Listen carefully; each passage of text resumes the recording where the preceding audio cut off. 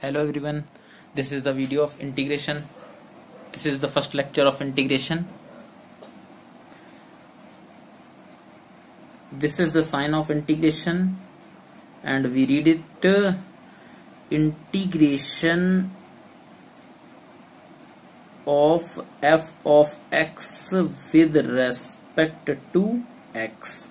ठीक है, ये जो dx लिखा होता है that means with respect to x and ये साइन इंटीग्रेशन का है और dx के बगल में जो भी लिखा होता है इसी का क्या होता है, इंटीग्रेशन होता है. इससे बोलते हैं इंटीग्रैंड. ठीक है, आगे बात करते हैं इंटीग्रेशन के लिए. जैसे डिफरेंशिएशन एडिशन एंड सब्ट्रैक्शन पर डिस्ट्रीब्यूटिव होता है, सेम वे इंटीग्रेशन भी एडिशन एंड सब्ट्रैक्शन पर डिस्ट्रीब्यूटिव होता है. F of x and g of x के एडिशन का इंटीग्रेशन करेंगे तो क्या होगा, एडिशन पर इंटीग्रेशन डिस्ट्रीब्यूट हो जाएगा. मींस एफ ऑफ एक्स का इंटीग्रेशन अलग, जी ऑफ एक्स का इंटीग्रेशन अलग, एंड बाद में क्या कर देंगे, एडिशन लगा देंगे. और यहाँ पर अगर सब्ट्रैक्शन लगा हुआ तो क्या कर देंगे, सब्ट्रैक्शन का साइन लगा देंगे. ठीक है, और अगर कोई फंक्शन लिखा है और उसके मल्टीप्लाई में कोई कांस्टेंट है तो उस कांस्टेंट को क्या कर सकते हैं, हम बाहर कर सकते हैं. सी बाहर हो जाएगा, एफ ऑफ एक्स का इंटीग्रेशन कर सकते हैं.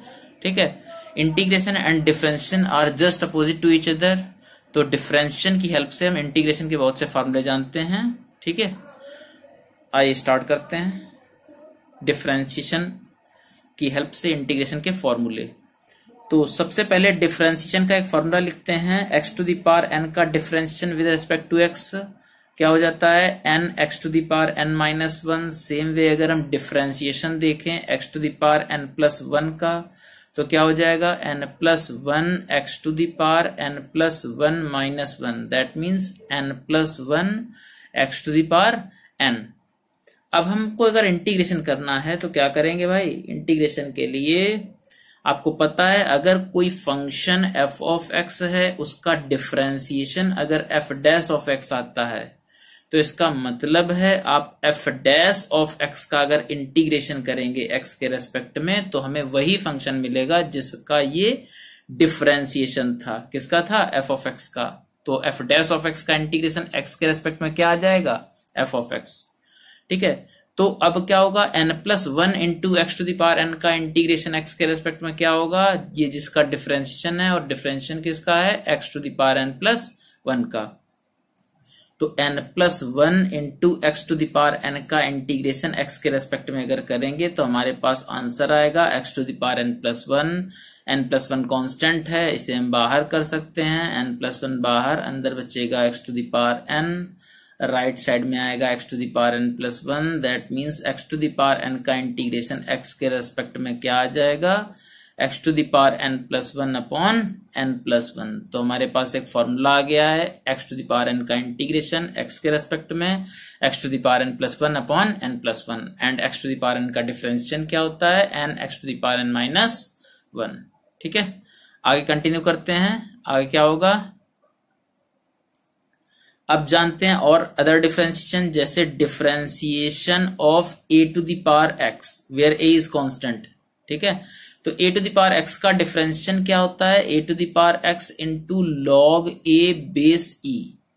तो a to the power x into log a base e का इंटीग्रेशन क्या हो जाएगा, x के रेस्पेक्ट में a to the power x.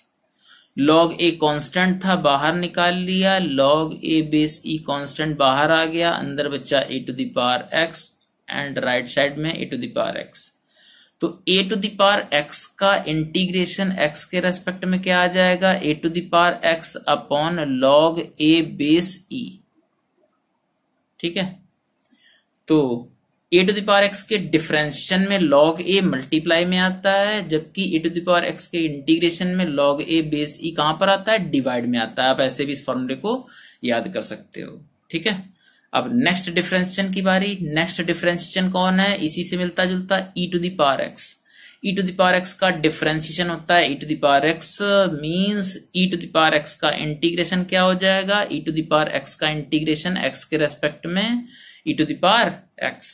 ठीक है, next differentiation of log x base e differentiation of log x base e क्या होता है हमारे पास 1/x।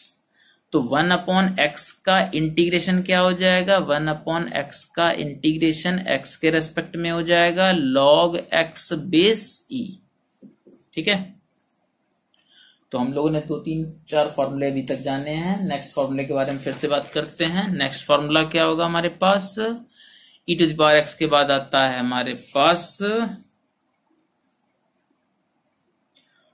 Differentiation of x। क्या होता है x के रेस्पेक्ट में, differentiation of x with respect to x कितना होता है 1, मींस 1 का इंटीग्रेशन x के रेस्पेक्ट में क्या हो जाएगा x।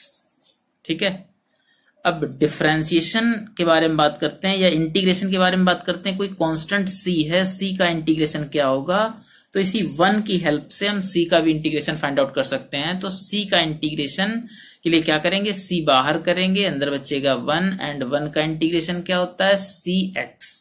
ठीक है, अगर कोई कांस्टेंट है तो उसका इंटीग्रेशन क्या हो जाएगा, कांस्टेंट इनटू x। ठीक है, आगे हमारे पास डिफरेंशिएशन के लिए क्या है, हमारे पास 6 ट्रिगोनोमेट्रिकल रेशियोज हैं, उनका भी डिफरेंशिएशन जानते हैं। उनका डिफरेंशिएशन क्या होता है, sine x, cos x, tan x, और डिफरेंशिएशन के लिए कौन है भाई, cot x, differentiation of sec x and differentiation of cosec x. ठीक है, तो इनके डिफरेंशिएशन क्या होंगे भाई, साइन एक्स का डिफरेंशिएशन होता है कॉस एक्स। आपको पता है डिफरेंशिएशन में जितने भी को वाले होते हैं उनके आगे आप माइनस लगा सकते हैं, means cos, cot and cosec का क्या हो जाएगा, माइनस का आता है। साइन और कॉस का एक दूसरे का एक्सचेंज होता है, साइन का कॉस, कॉस का साइन। और टेन के लिए क्या होता है, हेल्प लेते हैं सेक की, तो टेन एक्स का डिफरेंशिएशन क्या हो जाएगा, sec square x. And cot x के लिए कॉसेक एक्स का क्या हो जाएगा, स्क्वायर हो जाएगा माइनस कॉसेक स्क्वायर एक्स।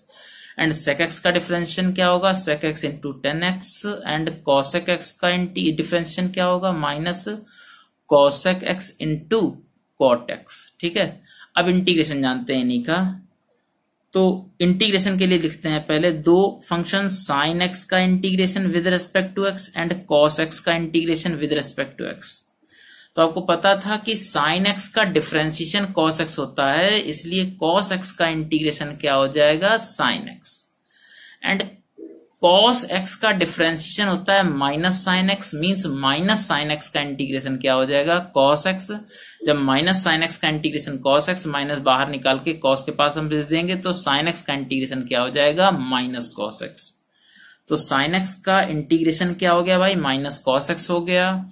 अब बात करते हैं आगे डिफरेंशिएशन, जो भी हमको पता है इन्हीं के हम इंटीग्रेशन पता कर सकते हैं। तो साइन कॉस का तो इंटीग्रेशन पता लग गया है, but tan cot sec cos second के बारे में बाद में बात करेंगे। अभी बात करते हैं सेक स्क्वायर एक्स के इंटीग्रेशन की।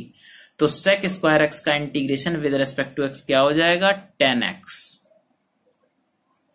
एंड अब बात करते हैं cosec, minus cosec square x का integration with respect to x क्या होगा, cot x. Means cosec square x का इंटीग्रेशन क्या हो जाएगा, माइनस कॉट के पास भेजेंगे, तो कॉसेक स्क्वायर एक्स का integration with respect to x कितना हो जाएगा, minus cot x.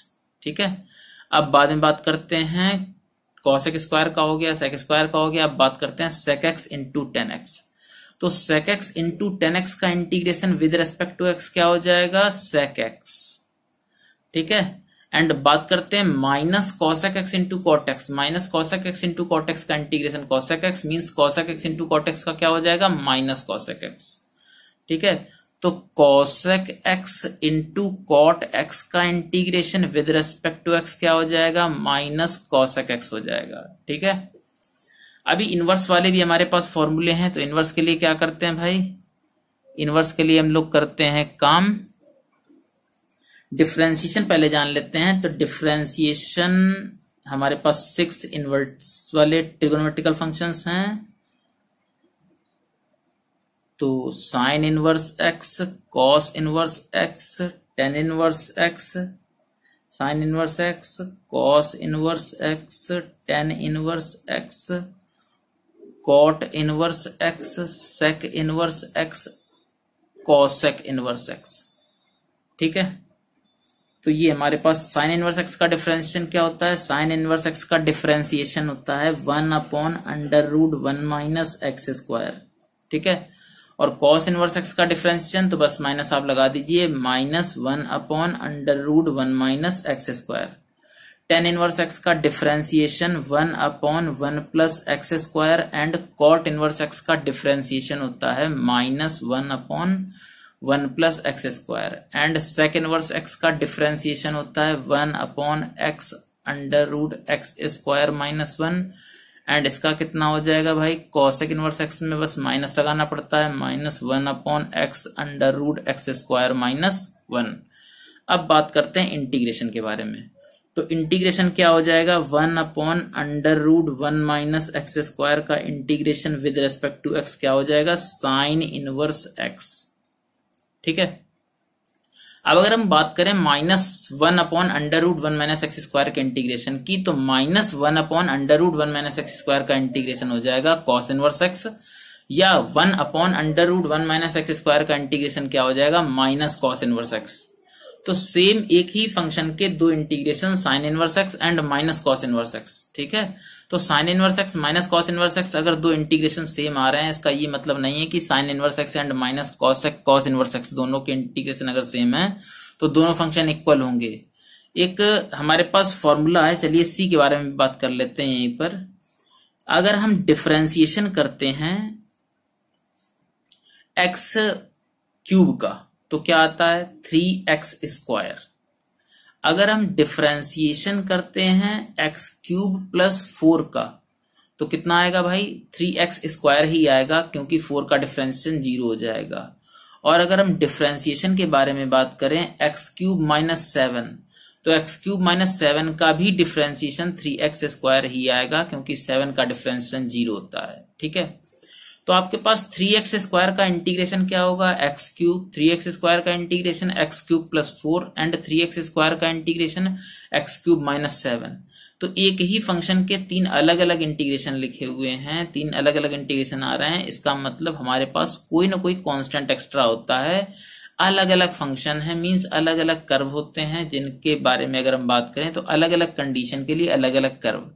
y is equal to x अलग कर्व है, y is equal to x plus 2 अलग लाइन है, ठीक है ना कर्व, और y is equal to x plus 7 अलग है, ठीक है ना। तो क्या करना होता है, आप जब डिफरेंशिएशन करते हैं तो कांस्टेंट का डिफरेंशिएशन 0 हो जाता है। इसीलिए इंटीग्रेशन जब भी हम करेंगे 3x स्क्वायर का अगर हम इंटीग्रेशन करेंगे तो 3x स्क्वायर का इंटीग्रेशन तो एक्स क्यूब आएगा, और साथ में हम इंटीग्रेशन कांस्टेंट c लगाते हैं। c का मतलब होता है अलग अलग कंडीशन के लिए। इस कंडीशन के लिए, इसके लिए हमें अगर कंडीशन देगा, वो x एंड y की वैल्यू देगा, तो उससे हम क्या निकाल सकते हैं, कांस्टेंट की वैल्यू निकाल सकते हैं। तो फर्स्ट वाली कंडीशन के लिए c की वैल्यू कितनी है, 0, सेकंड वाली कंडीशन के लिए 4, थर्ड वाली कंडीशन के लिए -7। तो अलग अलग कंडीशन के लिए c की वैल्यू क्या होती है, अलग अलग होती है। तो हम एक जनरल इंटीग्रेशन निकाल रहे हैं, इनडेफिनेट इंटीग्रेशन के बारे में बात कर रहे हैं। तो वहां पर क्या होगा, हमको कंडीशन तो पता नहीं है, तो सिर्फ 3x स्क्वायर का इंटीग्रेशन एक्स क्यूब आया है और एक कांस्टेंट एक्स्ट्रा हमने c लगा दिया है, इसे बोलते हैं इंटीग्रेशन कांस्टेंट। ये अलग अलग कंडीशन के लिए अलग अलग हो जाएगा। जब भी कंडीशन दी जाएगी तो हम c की वैल्यू फाइंड आउट कर सकते हैं। अदरवाइज हम जितने भी इंटीग्रेशन करेंगे, अभी हमने स्टार्टिंग में आपको नहीं बताया है, लेकिन जब भी इंटीग्रेशन, इनडेफिनेट इंटीग्रेशन जब भी हम लोग करेंगे तब भी लास्ट में क्या लगाएंगे, c। अभी हम सिर्फ फॉर्मूले के बारे में जान रहे थे, फॉर्मूले जानेंगे, इसके बाद जब भी इंटीग्रेशन का कोई क्वेश्चन करेंगे तो इंटीग्रेशन होने के जस्ट बाद एक इंटीग्रेशन कांस्टेंट c जरूर लगाएंगे, ठीक है। इसीलिए मैंने बोला कि आप जब भी साइन इनवर्स एक्स का ये 1/√1 माइनस एक्स स्क्वायर का इंटीग्रेशन कर रहे हैं तो कभी साइन इनवर्स एक्स मिल रहा है, कभी माइनस कॉस इनवर्स एक्स मिलेगा। That means sign inverse x and minus cos inverse x दोनों इक्वल नहीं है, कुछ कांस्टेंट का भी लफड़ा है यहाँ पर, है ना।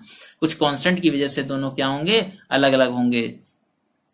तो 1/√1 माइनस एक्स स्क्वायर का इंटीग्रेशन कितना आया था, साइन इनवर्स एक्स आया था, ठीक है। इसीलिए हम क्या करते हैं, अलग अलग वाले जानते हैं। 1/1 प्लस एक्स स्क्वायर का इंटीग्रेशन क्या हो जाएगा, तो 1/1 प्लस एक्स स्क्वायर का इंटीग्रेशन हो जाएगा एक्स के रेस्पेक्ट में tan इनवर्स एक्स।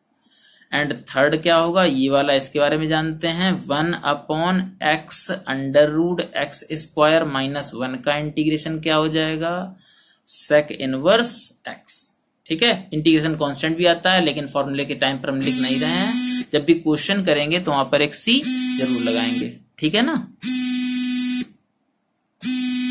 चलिए बात करते हैं आगे नेक्स्ट के बारे में।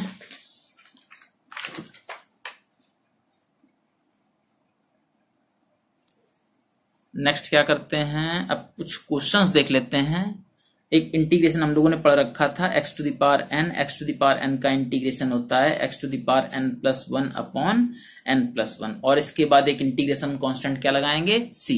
तो इस फॉर्मूले की हेल्प से हम क्वेश्चंस कुछ करते हैं।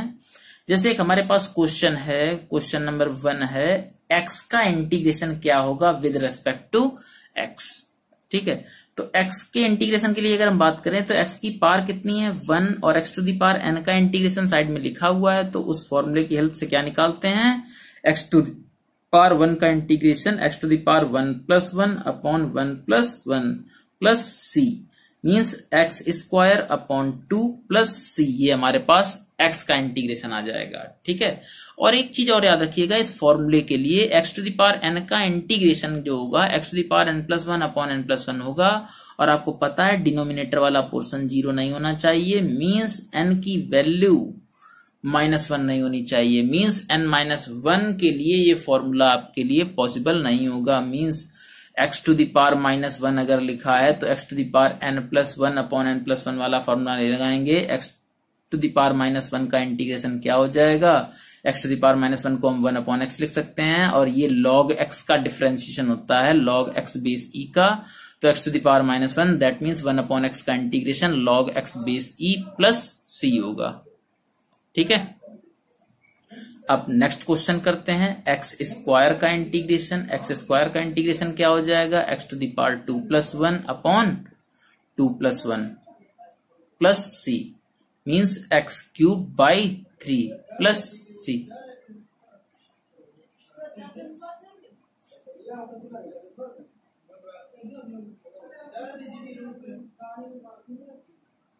रूट एक्स का इंटीग्रेशन क्या हो जाएगा, रूट एक्स के इंटीग्रेशन के लिए हम लोग क्या करेंगे, x to the power half कर लेंगे इससे, x to the power half, x to the power n का फॉर्मूला लगा देंगे, x to the power n plus 1 upon n plus 1 plus c कितना हो जाएगा, x to the power 3/2 upon 3/2 plus c means कितना हो जाएगा 2/3 x to the power 3/2 plus c. हमारे पास ये रूट एक्स का इंटीग्रेशन हो जाएगा। सेम वे और इंटीग्रेशन के बारे में बात करते हैं, जैसे बात कर लें 1 upon under root x cube के बारे में बात करते हैं, 1 अपॉन रूट एक्स क्यूब के बारे में।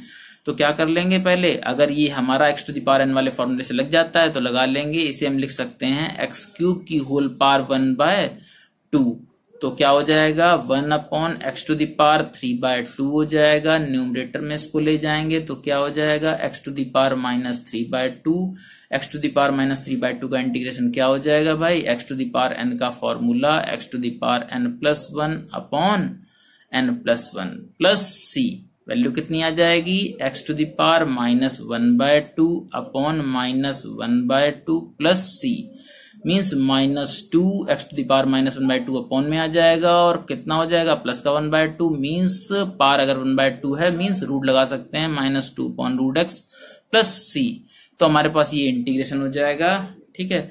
तो आज के लिए इतना ही, नेक्स्ट वीडियो में बात करेंगे अगले फॉर्मूले पर बेस्ड क्वेश्चंस के लिए, ठीक है। थैंक यू, शुक्रिया।